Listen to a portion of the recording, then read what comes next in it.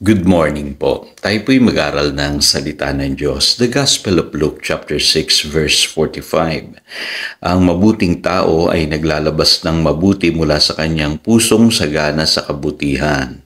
Samantalang ang masamang tao naman ay naglalabas ng masama mula sa kanyang pusong tigib ng kasamaan. Sapagkat kung ano ang nag-uumapaw sa puso ay siyang sinasabi ng labi. Speak life. At napakahalaga po nung ating pong mga sinasabi o sinasalita. At mapapansin niyo po sa verse na ito, may kaugnayan po yung laman ng ating puso sa ating mga sinasabi. In other words, meron pong tinatawag na heart and tongue connection. Kaya makakabasa po kayo ng mga verses sa Biblia na nagpapaalala sa atin na dapat marunong tayong magsalita ng tama. No po?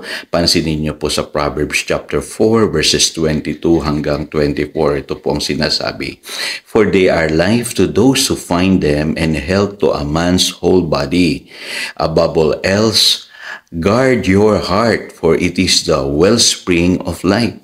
Put away perversity from your mouth, keep the corrupt talk far from your lips. So dito binabanggit, na yung puso daw po natin, yan po yung wellspring of life. Kaya lang dapat po ay sanayin natin yung ating bibig na sabihin po yung pong tama. Alisin natin yung tinatawag na corrupt talk, perversity sa ating mga bibig, kasi yung salita po ng Diyos, pagkayan po ang lagi nating sinasabi, ang sabi ng Biblia, they are life to those who find them and health to a man's body. Kita niyo po yung kaugnayan po, ng pagsasalita natin sa ating pong nagiging buhay. Kaya pansinin niyo, yung dila, sabi sa James chapter 3 verse 6, the tongue also is a fire, a world of evil among the parts of the body. It corrupts the whole person, sets the whole course of his life on fire, and is itself set on fire by hell. Kakatakot. Yung dila pala natin pag di natin na-control ang description ng Biblia. World of evil. Sabi dyan, it corrupts the whole body. Nakaka-apekto ito sa ating nagiging buhay. At ang sabi diyan, it sets the whole course of his life on fire. Kaya kang ipahamak ng iyong dila. Kaya alam niyo po, napakahalaga nung sinasabi sa Proverbs chapter 4 verse 22 na huwag tayong lalayo sa salita ng Diyos kasi yan ay buhay. At yung buhay na binibigay ng Diyos, matatagpuan natin yan palagi sa Bible, sa kanyang mga salita. Sabi diyan, they are life to those who find them and health to a man's whole body.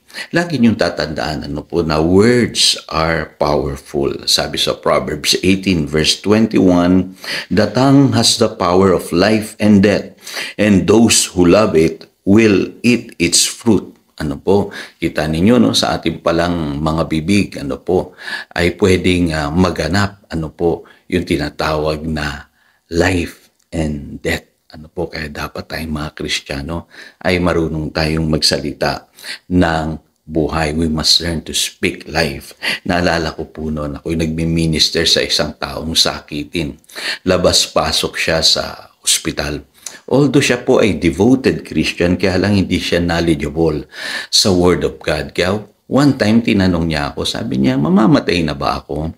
At alam niyo po, right there and then sa ospital, nagkaroon kami ng small Bible study. Ipinaliwanag ko sa kanya na ang ating Panginoong Jesus ang author ng buhay at tinanggap natin siya sa ating buhay bilang ating Lord and Savior. At higit sa lahat, sabi ng Panginoon, hawak niya na ang susi ng kamatayan. Anong ibig sabihin po nun? As a believer, si Jesus na ang may control ng ating buhay. Hindi na ang dyablo. Ang dyablo, kung siyang may hawak sa iyong buhay, ay pwede kanyang patayin anytime na gusto niya. Kasi siya yung tinatawag na author of death. Sabi nga, naparito siya upang manira magwasak, pumatay. Kaya kung ikaw ay hiwalay kay Kristo, talagang may power si Satan sa iyong buhay. Pero if you belong to Jesus, you belong to the author of life. At ang buhay niya dumadaloy na sa iyo sa pamamagitan ng Holy Spirit. Na taglay-taglay mo. At higit sa lahat, si Jesus na ang may kontrol ng iyong buhay.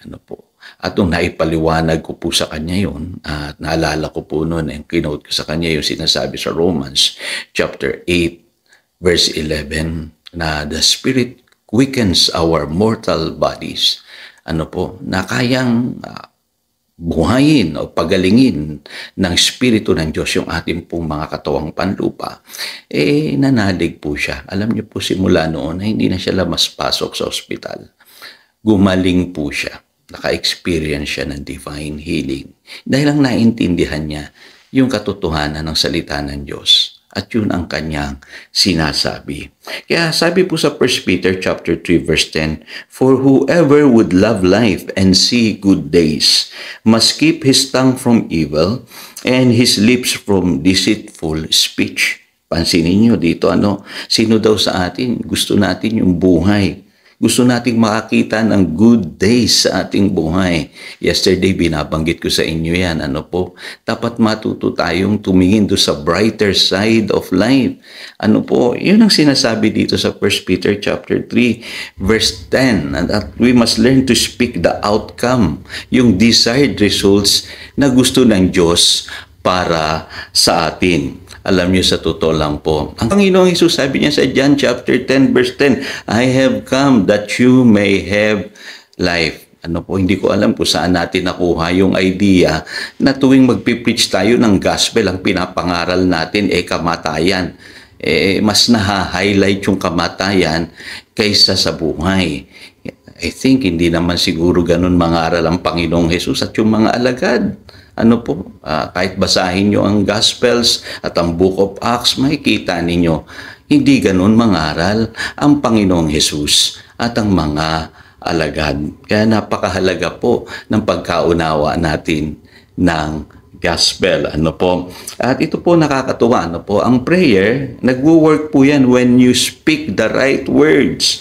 Yan ang gustong sabihin ng Mark 11 verse 23. Kailangan po wag tayong mag-alinlangan sa ating puso at manalig tayo doon sa ating sinabi. Ito'y magaganap. At ang sabi sa John 15, verse 7, "If you remain in me and my words remain in you, ask whatever you wish, and it will be given you." Pansinin niyo, aming verses about saying and asking. Kaya dapat po marunong tayong magsalita ng tama. So, tandaan niyo po, speak life. Again, ito si Pastor Jojo nagpapaalala upang daluyan tayo ng pagpapala, manatili tayo sa kanyang salita. Good morning.